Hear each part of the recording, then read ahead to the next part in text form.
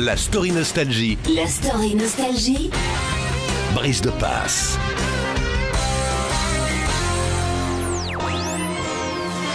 Bon, Marc, cocorico, hein. Écoute, oui, on est très fiers, du résultat et du fait que Nostalgie soit arrivé à la première place après 29 ans d'existence en Belgique. Oui, c'est la première fois. Hein. Oui, c'est la première fois. Presque 15%, elle a quelques petits dixièmes. 14,9, oui, donc de part de marché 12+.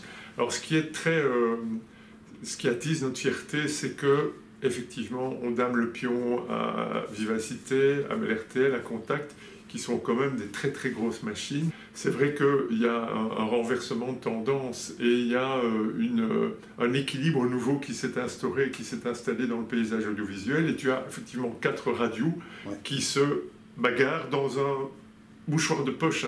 On a franchi un cap, c'est clair. Et c'est le mur, si tu veux, psychologique qui est de dire, mais jamais on pourrait être numéro 1. C'est juste pas possible qu'une radio comme Nostalgie, c'était ce que beaucoup pensaient il y a 10 ans, jamais on aurait imaginé à un seul moment que Nostalgie soit numéro 1. Or, aujourd'hui, on a prouvé qu'on pouvait l'être. Moi, dans ma tête, moi, Nostalgie, c'était les 70s, les 80s, les 90s. Enfin, c'était en tout cas pas le rap de 2018.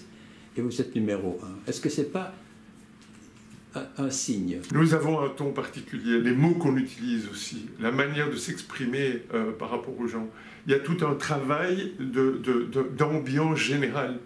Et tu es passé dans les bureaux, dans les studios, tu vois aussi que cette ambiance que l'on diffuse à l'antenne, elle existe aussi au sein des bureaux, dans les espaces de vie, dans les espaces de vie. C'est l'impression que j'ai, moi, quand je me balade avec toi dans ces bureaux, c'est une impression de très grand professionnalisme, propreté, modernisme incontestable, mais quelque chose de costaud. Ça a l'air rassurant, ça a l'air solide, tu vois. C'est pas des gens qui courent comme des fous dans tous les coins. Les gens ont l'air de savoir ce qu'ils vont faire, ils traversent le couloir, on sait ils vont faire quelque chose. Je sais pas, c'est l'impression que ça me donne. Est-ce que vous faites déjà de la radio-télé ou pas? On ne fait pas de radio-tv, c'est une volonté. On fait des émissions de télévision, on fait des chroniques de télévision, on fait certaines émissions radio qu'on diffuse en Facebook Live. On fait... Vous avez une sorte d'ovio à vous alors? Non, on n'a pas ça encore. On est en termes de digital, comme on est effectivement une structure qui est d'abord radio, et qui s'est fort concentré sur son premier métier. On a rajouté du digital et de la télévision. On verra la meilleure manière de faire. Parce que tu sais, la télévision, dans notre histoire, c'est 3 ans. Hein. Ouais. Dans l'histoire de nos concurrents, c'est 20 ans, 30 ans, 50 ans. Donc on a tout à faire, tout à inventer, Alors on est dans un juste monde extraordinaire technologique qui nous permet de faire des choses juste magnifiques, avec beaucoup moins de moyens qu'auparavant. Mais après, il faut trouver le sens. Quel est l'objectif? Quelle est la raison d'être de la marque que tu crées? Et quel est le sens? Mais je t'arrête, parce que j'ai été voir, en fait, vous faites de l'argent, vous gagnez de l'argent, vous êtes une société privée, et j'ai remarqué que aussi bien Énergie que Nostalgie avaient un bilan positif, ce qui n'est pas vrai de la part de tout le monde, et qu'en plus de ça, vous avez engagé. Oui. Donc vous êtes dans une spirale ascendante. Oui. Mais écoute, encore une fois, on a cette chance aujourd'hui. Je sais bien que chez nos concurrents, il y a eu des plans, ça a été compliqué, et vraiment, je plains... Notamment RTL, hein Oui, et c'est compliqué. Alors, je ne vais pas m'immiscer dans l'aventure RTL. Je dis simplement que je pense que ça a été très compliqué pour tout le monde là-bas.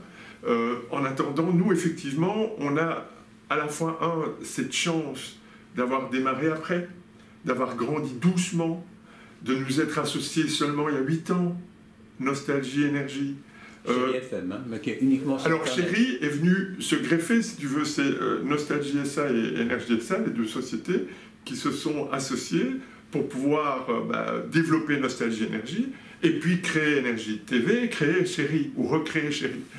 Et si tu veux, on a cette chance d'avoir pu progresser doucement, d'avoir aussi été très cohérent, d'avoir eu des actionnaires extrêmement compréhensifs pendant un certain nombre d'années, avant que ça ne soit rentable, il a fallu une grosse dizaine d'années avant que et Nostalgie Énergie soit rentable. Il faut donc des actionnaires là derrière, qui croient dans la marque, qui croient dans l'équipe, qui font en sorte que cette équipe effectivement puisse avancer, qui donnent les moyens d'avancer et de continuer à produire.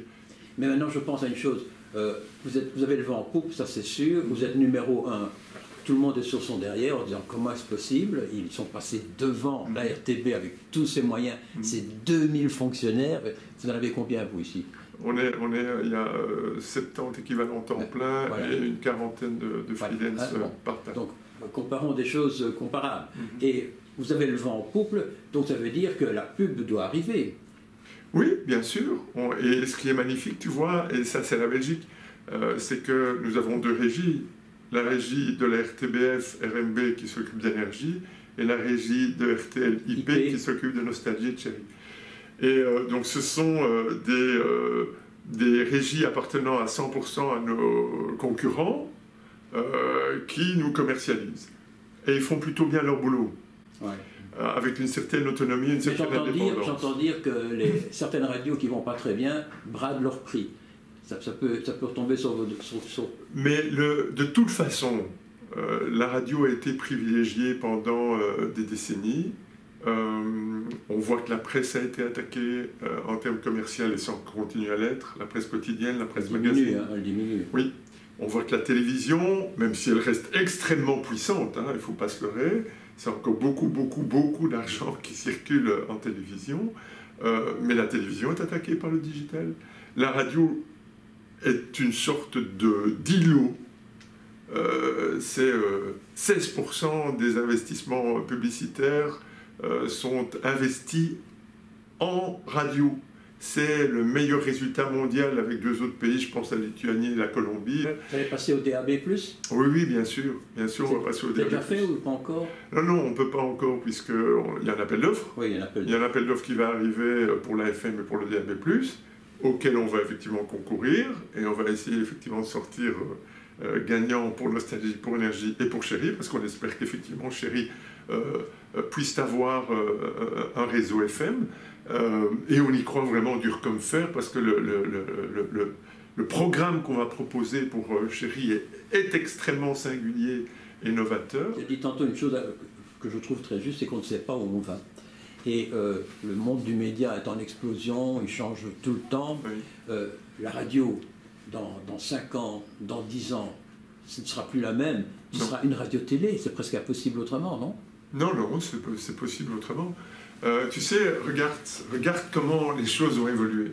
Est-ce qu'au moment où la radio arrive, dans les années 20, la presse crie « Ah, nous allons mourir ». Chacun a trouvé sa place. La télévision arrive « Ah, on va faire crever la radio ». La radio est toujours là, la télévision est là, la presse est là. Le digital arrive « Ah, les autres ». Non. C'est bizarre, c'est écrit.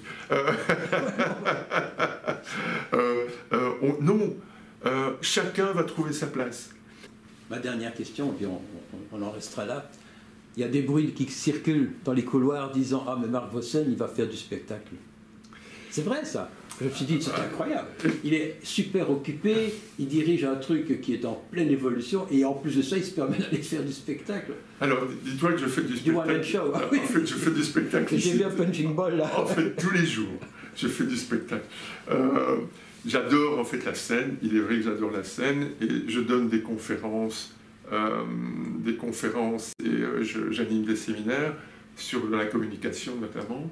Mais j'adore la scène, et c'est vrai que un de mes objectifs futurs, un jour, un de mes rêves, puisque je parle beaucoup de rêves, un de mes rêves, c'est de faire de la scène et de faire un spectacle.